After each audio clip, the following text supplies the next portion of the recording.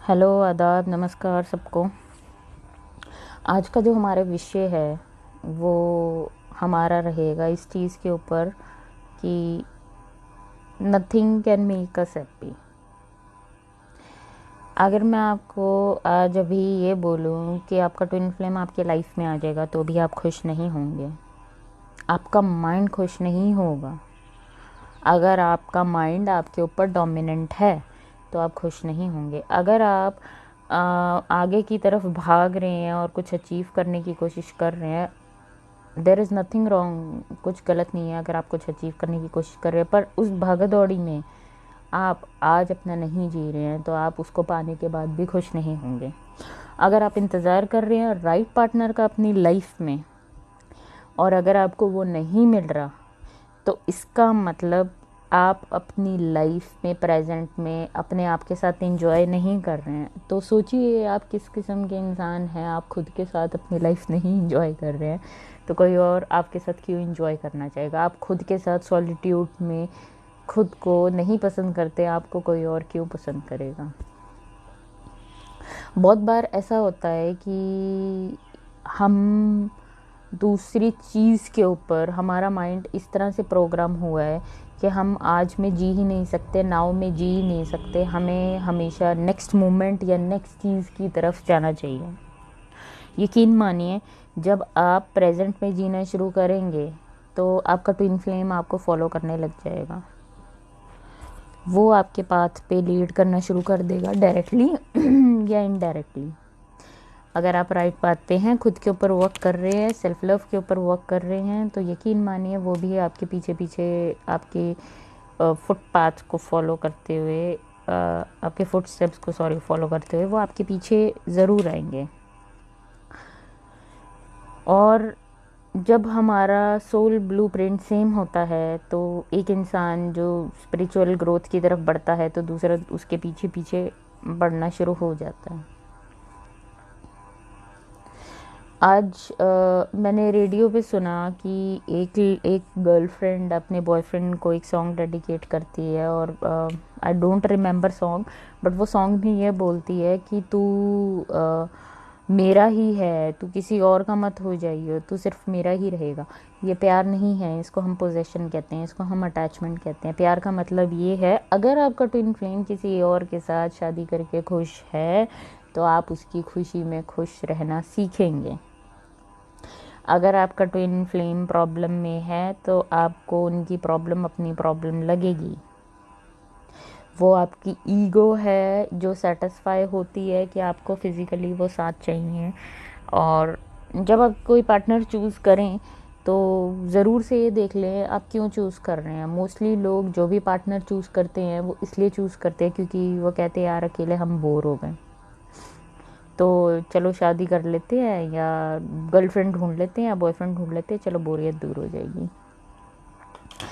तो time pass के लिए उस जो रिलेशनशिप का कोर है वो टाइम पास होता है। उस रिलेशनशिप का जो बेस है वही टाइम पास होता है। तो वो रिलेशनशिप कैसे आगे बढ़ेगा, वो रिलेशनशिप कैसे बिल्ड होगा। फिर एक समय ऐसा आता है उसमें से एक इंसान इतना अटैच हो जाता है, दूसरा जाता है उसकी लाइफ से तो वो पागल हो जाता है, राइट। बट हम हमेशा ग्रोथ की तरफ अगर देखें तो हम कहीं ना कहीं लेसन ही लर्न कर रहे हैं और हर एक इंसान आपकी लाइफ में लेसन सिखाने आया है। दूसरा नंबर, अपनी ग्रोथ पे ज़रूर देखिए और अपने आसपास के लोगों को ज़रूर देखिए। आपके आसपास के लोग कैसे हैं, आपके दोस्त कैसे हैं, क्या वो अपने सेल्फिश मोटिव के लिए आपके साथ हैं, क्या वो इसलिए आपके साथ हैं क्योंकि वो अकेले नहीं रह सकते, या वो इसलिए आपके साथ है क्योंकि वो अटैच्ड है। मोस्टली जो हमारी फ्रेंडशिप होती है वो इसी आधार पे चलती है कि हम किसी की एक्सपेक्टेशन पे खरे नहीं उतर पाते और उसके बाद, या कोई रिलेशनशिप ऐसा होता है जिसमें हम खरे नहीं उतर पाते तो हमारी एक्सपेक्टेशन टूटती है। तो हमें उन सब से क्या सीखने को मिलता है, आप किसी के एक्सपेक्टेशन पे खरे उतरे तो भी उनकी एक्सपेक्टेशन बढ़ेगी और प्रॉब्लम्स बढ़ेंगी, आप नहीं उतरे तो भी प्रॉब्लम बढ़ेगी। तो कहाँ है सुख इसमें। वो सुख जो हम बाहर ढूंढने की कोशिश कर रहे हैं वो कहीं भी बाहर नहीं है, वो सिर्फ और सिर्फ हमारे अंदर ही है। जब हम अपने अंदर से खुद को जानना शुरू करेंगे तो हमें दूसरे के वर्ड्स पे इतना ज़्यादा ध्यान नहीं देना पड़ेगा। क्यों? क्योंकि हम अपनी एनर्जी से और अपनी बीइंग से कनेक्टेड है, तो हम वो वननेस वाली स्टेट पे जाएंगे जब हम दूसरे की बीइंग से भी कनेक्ट हो पाएंगे, राइट? तो फर्स्ट ऑफ ऑल जब आप कोई पार्टनर चूज़ करें, ये ज़रूर देखिए कि आप उनके ऊपर डिपेंडेंसी के लिए तो नहीं चूज़ कर रहे हैं, या बोर हो रहे हैं इसलिए तो नहीं चूज़ कर रहे हैं। सेकेंडली, ये ज़रूर अपने पार्टनर को कह दीजिए कि मेरी खुशी तुम्हारे ऊपर डिपेंडेंट नहीं है। तुमने जब आना है आओ लाइफ में, तुमने जब जाना है जाओ, तुम्हारी विश है। एक डोर ओपन उनके लिए ज़रूर रख दें, राइट? तो उन क्योंकि हर इंसान का राइट फ्रीडम है। अगर हम किसी से प्यार करते हैं तो उसको पाना ज़रूरी नहीं होता, पोजेशन ज़रूरी नहीं होती। हम ज़रूर से चाहेंगे, अगर हम वो चीज़ें उनको लग रहा है रिलेशनशिप में नहीं सर्व कर पा रहे और हम दोनों ने अपने एफर्ट्स भी डाले, उसके बावजूद हमें लग रहा है कि दूसरा इंसान नहीं समझ पा रहा और हमारी लेवल ऑफ अंडरस्टैंडिंग दूसरी है, तो ज़रूर से वो दरवाज़ा उनके लिए खुला रखें। क्योंकि आपकी उनके ऊपर डिपेंडेंसी ही आपको प्रॉब्लम्स में डालेगी। जब आप किसी इंसान के ऊपर डिपेंडेंट होना शुरू होते हो तो आपको नहीं पता वो इंसान आपकी लाइफ से कब चला जाए।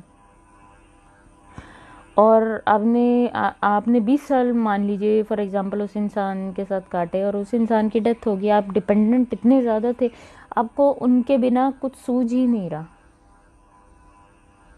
कुछ लग ही नहीं रहा उनके बिना लाइफ में है, वो डिपेंडेंसी हुई। तो इन सब चीज़ों की अवेयरनेस अपने अंदर ज़रूर रखिए। मान लो फॉर एग्ज़ाम्पल आप आज आपका फ़ोन आपके पास है और आपका फ़ोन आज टूट जाता है आपके हाथ से, आपका मूड ऑफ हो जाता है, तो इसका मतलब आपका जो हैप्पीनेस थी वो एक फ़ोन के ऊपर डिपेंडेंट थी। बट अगर आप ध्यान से देखें इन चीज़ों को, आपको पता लगेगा कि परमानेंटली या ज़्यादा देर के लिए हमें कोई चीज़ खुश नहीं कर सकती। लॉकडाउन जब खुलेगा कंप्लीटली, लॉकडाउन अच्छे से जब खुलेगा, उसके बाद 3-4 दिन बहुत हैप्पी फील होगा, उसके बाद सेम फॉर ग्रांटेड वाली फीलिंग आ जाएगी, चलो यार काम है, मकान है, सब कुछ है। क्यों? क्योंकि अब वो हमारी एक नॉर्मल लाइफ में वापस आ गए। शुरू में फ़ील होगा कि अरे वाह लॉकडाउन खुल गया, हम अपनी दुकान खोल रहे हैं और हम बाहर जाके शॉपिंग कर पा रहे हैं, ये कर रहे हैं वो कर रहे हैं। बट जब तक आप डिपेंडेंट हैं अपने पार्टनर के ऊपर, अपनी वर्क के ऊपर, अपने ऑफिस के ऊपर, अपने क्लाइंट्स के ऊपर, किसी के ऊपर भी डिपेंडेंट हैं, तब तक आप नहीं ग्रो कर सकते। आपको सिर्फ दिमाग में यही चलेगा मेरा ट्विन फ्लेम क्या कर रहा है, मेरा सोलमेट क्या कर रहा है, उनका कार्मिक क्या कर रहा है। आज अगर मैं एक रीडिंग डाल दूँ कार्मिक के ऊपर, मेरे ख्याल से सारे लोग उसी चीज़ में इंटरेस्टेड होंगे कि उनका कार्मिक क्या कर रहा है। उनको ये इंटरेस्ट नहीं होगा कि हमें अपनी लाइफ में ग्रोथ कैसे लानी है। आपको क्या लेना देना है कि वो कार्मिक के साथ क्या कर रहे हैं, क्या नहीं कर रहे हैं, आप उनकी लाइफ में क्यों पीक कर रहे हैं। वो उनकी प्रॉब्लम है, वो उनकी लाइफ है। अगर उन्होंने एक पार्टनर चूज़ करा है तो कुछ सोच समझ के चूज़ करा होगा, कुछ लेसन्स लर्न करने बाकी होंगे।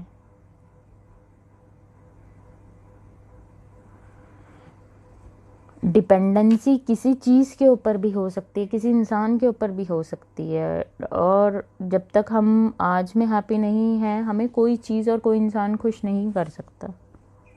शुरू में सब कुछ अच्छा लगता है, थोड़ा टाइम बाद वो हैप्पीनेस कहीं गायब होने लगती है, क्योंकि हम अपने इनर बीइंग हैप्पीनेस से नहीं कनेक्टेड है, अपने इनर बीइंग से नहीं कनेक्टेड है। जब हम अपने इनर बीइंग से कनेक्ट होना शुरू कर देते हैं तो हम एक्सटर्नल चीज़ों पे डिपेंडेंट होना कम कर देते हैं। अपने इनर बीइंग से कनेक्ट होने के लिए आपको खुद को जानना बहुत ज़रूरी है।